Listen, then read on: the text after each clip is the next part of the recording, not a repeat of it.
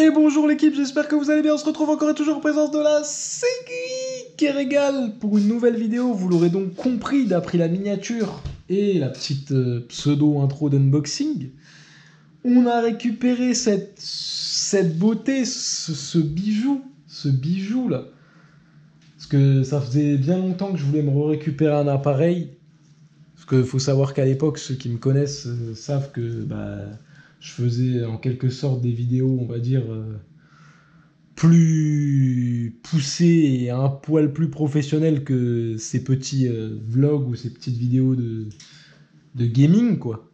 Et du coup, voilà, je dis, vas-y, il faut que je m'en reprenne une et tout, puis ça sert toujours, tu vois. Et du coup, je savais pas sur quoi partir, parce qu'à l'époque, moi, j'avais racheté tout le matériel à un collègue à moi. Il m'avait vendu le stable, la caméra, enfin bref, la totale, quoi. Des batteries de rechange, bref, des rails et tout. Bref, j'avais vraiment un truc de psychopathe, quoi. Et, et au final, bon, avec les circonstances, j'ai dû tout revendre parce que voilà, tu vois, il y a eu des priorités de vie, on va dire. Et là, je dis, vas-y, c'est l'occasion, les fêtes approchent, c'est le Black Friday, donc je dis, sur quoi je me redirige? Et franchement, j'ai été, on va dire, tracassé pendant au moins un bon mois avant de me décider. Parce que je savais pas si je reprenais une caméra comme j'avais, donc les caméras de chez Sony. Donc moi j'avais une AX33 qui se fait plus, qui se vend plus en neuf maintenant, qui a été succédée par l'AX53, puis l'AX43 aussi, et l'AX700. Et en fait, il faut savoir que la X33 à l'époque, c'était le petit modèle de la X100 qui n'est plus faite non plus. Et la X100 a été succédée par la X700. Et du coup, je regardais la X43 et la X53 qui se font encore, ils se trouvent encore en neuf. Et au final, en comparaison des vidéos que j'ai vues, de ce que je faisais et tout, à faible ISO, tout ça, à low luminosité, quoi. J'ai dit, tu sais quoi, par rapport au poids, tout ça, je pense que je vais partir sur un hybride. Je voulais vraiment rester sur une caméra à la base parce que moi je suis vraiment type à l'ancienne, tu vois, caméra et tout, j'aime vraiment les caméras. Et pourquoi je suis parti sur vraiment sur ce type d'hybride là, c'est parce que en fait j'ai regardé, même que les capteurs de chez Sony à faible ISO, tout ça, ils sont vraiment haut de gamme de fou, même sur les caméras. En termes de mégapixels effectifs, vidéo, parce que faut bien confondre, différencier plutôt vidéo et photo, les gars, il faut pas confondre les deux, vidéo et photo, l'hybride est clairement au-dessus. Parce qu'en fait, si vous voulez, sur l'hybride, sur la caméra, comme j'avais, admettons, une AX33, c'était marqué, en gros, en plus, c'est marqué 20,6 mégapixels, d'accord? Ce qui est faux, totalement faux. Enfin, vrai et faux. Pourquoi?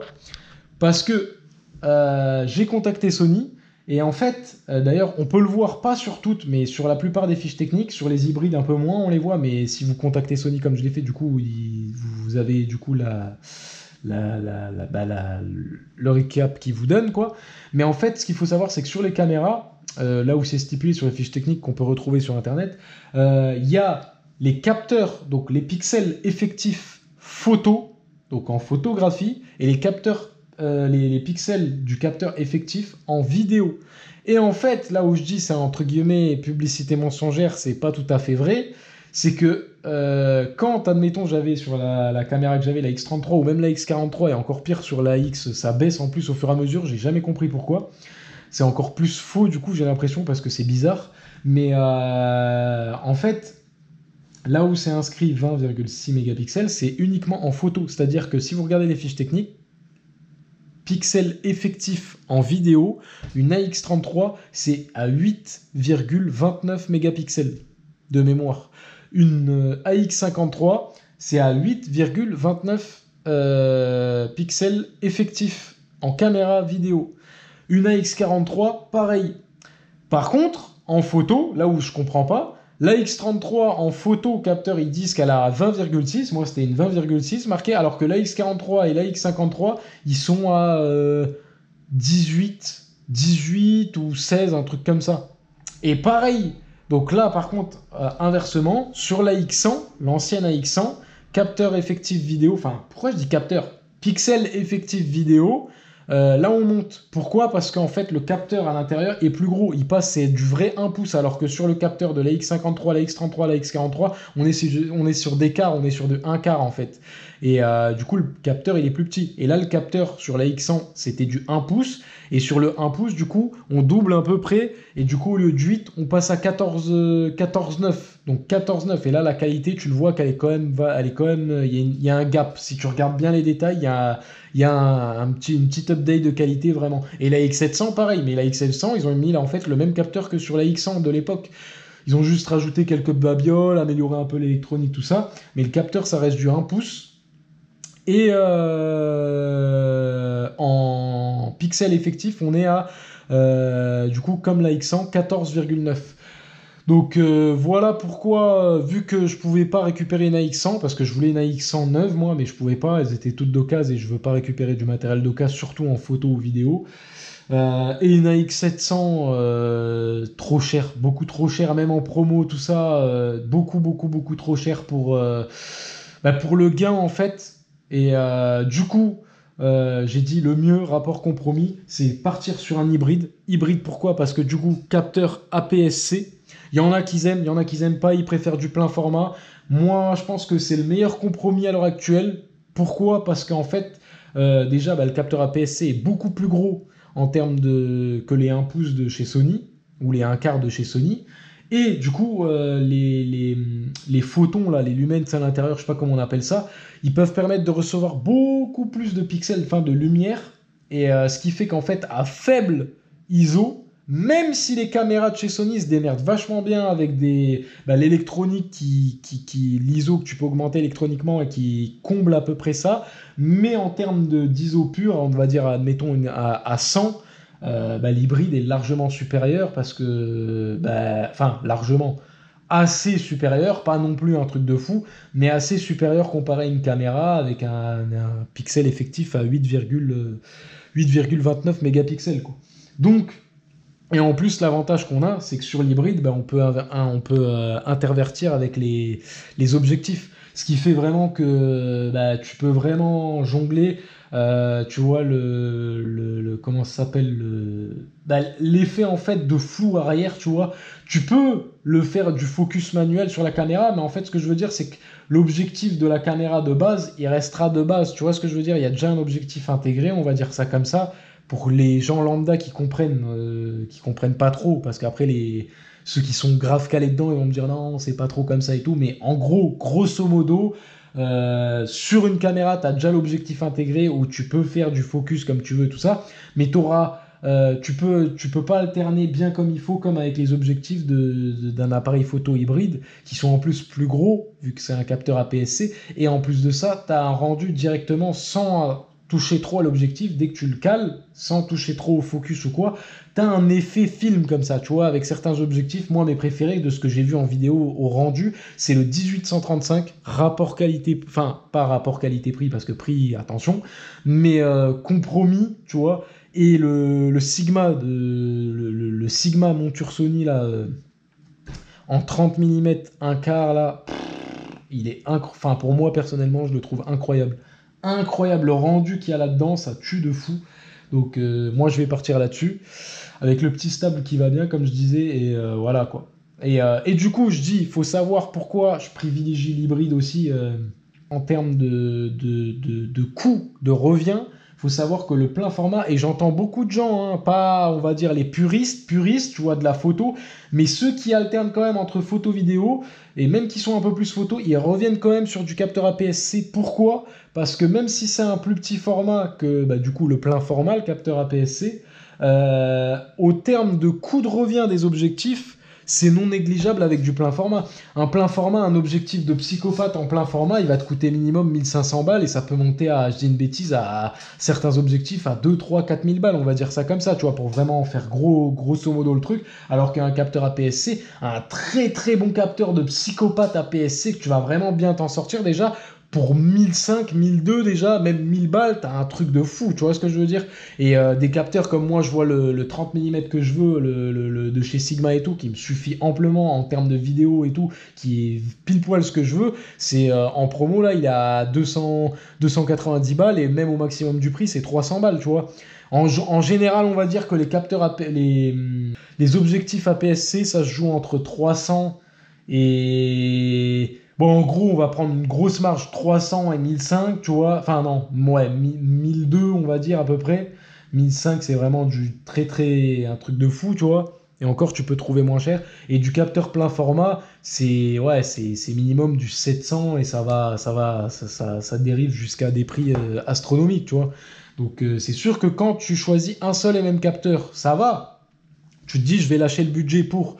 Mais quand il y en a, ils veulent alterner entre différents capteurs qui font de la vidéo, de la photo, tout ça, des réglages différents, je pense que l'APS-C, vraiment l'hybride là, APS-C, c'est vraiment le meilleur compromis qu'on puisse avoir. Enfin, pour moi, personnellement, de ce que j'ai vu, et lourd la qualité. J'étais parti pour prendre non pas la 6600 ou la 6700, mais la 6400 qui est qualité de ouf déjà en fait de ce que j'ai vu avec un bon objectif, le 4 qui s'invite dans la vidéo comme à son habitude, avec un beau flou d'arrière-plan à chaque fois, tu sais, les transitions entre le sujet et l'arrière-plan, elle se fait très rapidement et tout, et je sais pas, j'ai bien aimé le rendu que ça faisait avec le Sigma 30 mm là, donc je pense qu'on va partir là-dessus, et du coup, pour en revenir, le A6400, en fait, j'ai attendu, je dis vas-y, je vais attendre le Black Friday, comme ça il va encore baisser. Et au final, ces enflures d'Amazon,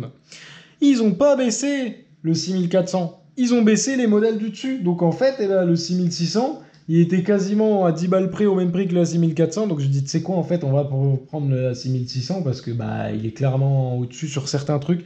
Pas nécessairement en qualité, parce que il y a une amélioration électronique au niveau du capteur, tout ça. En fait, l'électronique interne est de meilleure qualité parce que l'appareil est plus récent, logique. Mais par contre, le capteur, ça reste pareil, ça reste un 24/4 ou 24/6 mégapixels, un truc comme ça. Mais par contre, ce qu'il y a de bien, et c'est ça l'avantage, bah déjà, comme j'ai dit, on a la stabilisation du capteur interne, 5 axes, un truc comme ça. Ils ont rajouté un port jack pour le micro, parce que je crois qu'on avait le casque, mais la réception extérieure micro spécifique, donc on peut brancher, admettons, un micro Rode ou quoi exprès. Et le flash de mémoire, corrigez-moi si je me trompe, mais je crois que le flash montant, il n'y était pas, il l'avait allégé, je crois qu'il l'avait enlevé sur le 6400, j'ai un doute, mais je crois que ouais. Et la dernière diff, bon, hormis le focus, les points d'accroche, de focus, tout ça, enfin les points d'accroche, tout ça qui sont un peu mieux là-dessus, mais bon, on va dire que ça c'est kiff-kiff, vraiment la globalité, le gros changement, batterie, 2200, combien on a dit? 2280 je crois, et l'autre elle faisait la moitié. Elle dure le double du A6400, donc en fait je dis ouais, feu, pour 10 balles de plus je prends celui-là, même si j'ai pas l'objectif, de toute façon je comptais le prendre à part, donc voilà cette petite beauté, ce petit bijou. Donc il me manque encore le stab que je vais récupérer là bientôt, je pense pour Noël. Et puis voilà, hein. Donc avec, j'ai vu qu'il nous avait fourni pas mal de petits accessoires. Il y a un truc qui m'a choqué, il faut que je regarde parce qu'il y a un petit détail qui me paraît bizarre, mais tant mieux si c'est bénéfique. Donc la petite sangle avec gravé Alpha, qui régale. Bon bah câble, hein, classique, là-dedans il nous reste le chargeur, les petits accessoires avec la garantie qu'il faut que je mette, je crois 1 an de garantie, il faut que je l'inscrive chez Sony là. Le petit œilleton, enfin j'appelle ça l'œilleton pour regarder dedans, dans le viseur, qui régale. Alors c'est ça que je voulais voir parce que j'ai pas compris. Ah non, attends. Ah ouais, voilà, non, j'ai pas bien saisi. Il n'y a qu'une seule batterie, je croyais qu'il y avait 2 batteries. Il y en a bien qu'une, et ça en fait ça sert de chargeur on dirait. Ça en fait c'est le chargeur. Ça a l'air d'être la prise chargeur, on regardera ça tout à l'heure. Et la fameuse batterie, je crois que c'est marqué dessus, c'est une 2280, alors que celle du A6400, je sais plus, 1028, un truc comme ça. Bref, je sais qu'elle fait le double celle-là, et de tous ceux que j'ai lus en commentaire, que j'ai vus en termes d'autonomie, elle tient 2 fois plus vraiment. Donc c'est clairement non négligeable, tu vois. Donc je suis assez content. Bon, ben voilà l'équipe, hein. On vient d'insérer la batterie qui régale. Hop, on va le démarrer. Tac. Qui est bon. Qui est bon. Là, l'écran. Ça, par contre, ça, c'est stylé, tu vois. Tu peux monter l'écran comme ça et tout. Tu peux te le... Ouais, ça va. Il y a encore des pliables là. Il y a vraiment une bonne, mais j'aurais fait une... comme sur les derniers A7R ou quoi, je crois qu'ils sont. Ou les A9, je sais plus. L'écran, tu peux le mettre sur le côté là, tu sais, aussi. Du coup, là, tu peux te le retourner en comme ça, du coup, pour le vlog. Ça tue. Mais c'est vrai que j'aurais mis... Hop là. Tac. J'aurais mis un petit, tu sais, un petit pivot sur le côté pour le voir là. Après, c'est peut-être une habitude que moi j'ai. La caméra, tu sais, vu qu'elle est comme ça, tac, quand tu ouvres l'écran, il se retrouve sur le côté. C'est une vieille habitude de caméra, à mon avis, que j'ai. Mais lourd, lourd, lourd, hein. La petite fixe pour le trépied, le stab et tout ce qui s'ensuit, hein. Bon, ben voilà l'équipe, hein. Je peux pas, pour l'instant, on peut pas faire grand chose d'autre à part l'unboxing et quelques petits démarrages comme ça, parce que j'ai pas l'objectif ni le stab. Mais vous inquiétez pas, bientôt, on va faire du sale avec ce petit appareil là, et ça va être ultra, ultra lourd l'équipe. Donc voilà pour cette fin d'unboxing et de vidéo.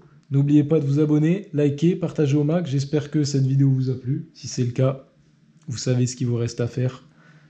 Restez à l'affût.